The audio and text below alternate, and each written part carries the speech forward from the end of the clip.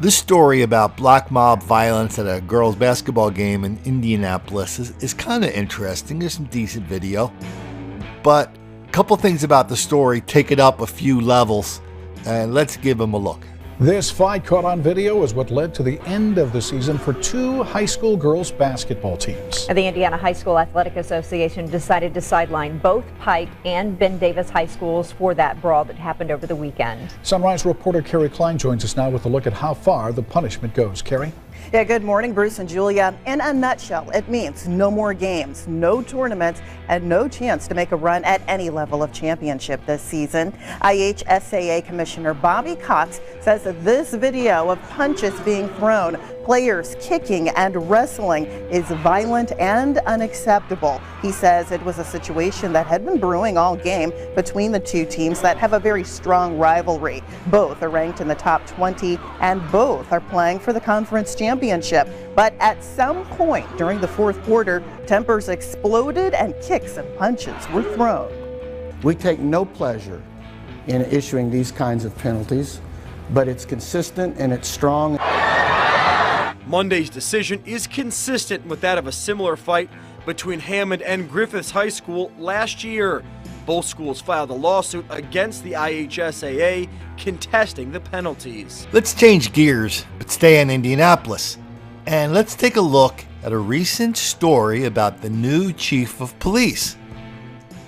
We're going to be very aggressive, but we're going to be aggressive in going after those that are causing violence in the community and not going out making mass arrests. A familiar face will serve as Indy's next chief of police as Mayor-elect Joe Hogsett selects former public safety director Troy Riggs. I think most of the black community is open-minded, and I think they're going to be accepting of Troy Riggs because I think he has built his own relationship.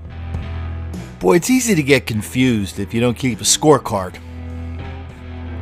And so day in and day out, we hear on this channel, we hear from people that say, listen, there's no difference between black crime and white crime. The only difference more black people are arrested is because they over-police black neighborhoods. If you took the police out of the black neighborhoods, put them in white neighborhoods, then the situation would be reversed, i.e. 3, 6, 8, 10 times more white people than black people would be arrested. Okay. That is, that's kind of ridiculous. But so here we go. We got a new police chief in Indianapolis, and first thing he says is, we're not going to do mass arrests. What the hell does that mean? Who said there should be mass arrests? Why should anybody be mass arrested unless masses of people are breaking the law? But that's what's happening in Indianapolis.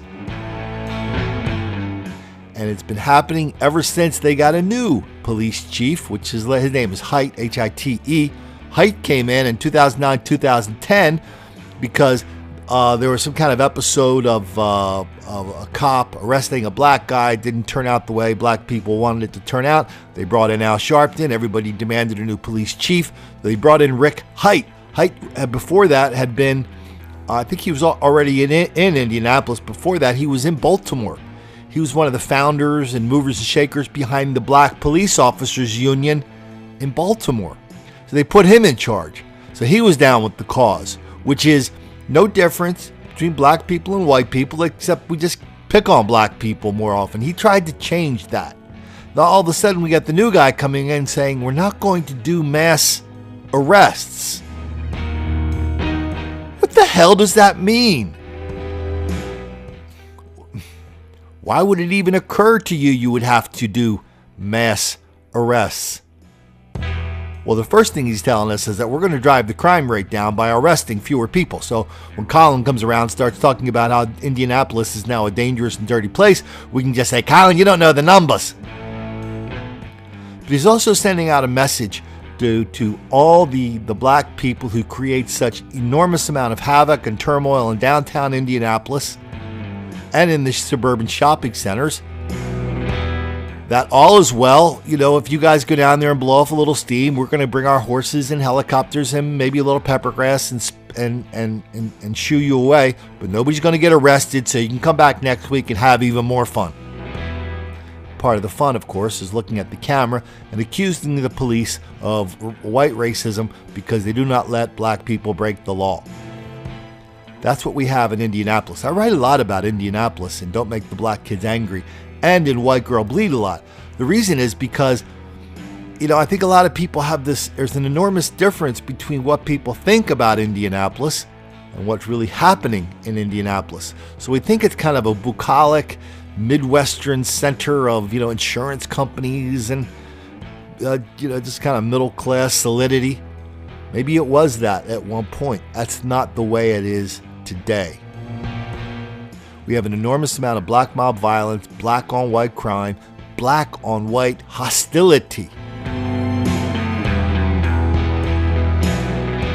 And the best the new police chief can do when he comes in at the same time that we're having an episode of black mob violence at a high school basketball game is to look at the cameras and promise we're not going to do mass arrests. So if you're ever in Indianapolis and you decide to go to a high school basketball game where two black schools are playing each other, you might want to take some pepper spray or some bear spray or something like that. That's the first thing. The second thing you want to do when you go there is don't make the black kids angry.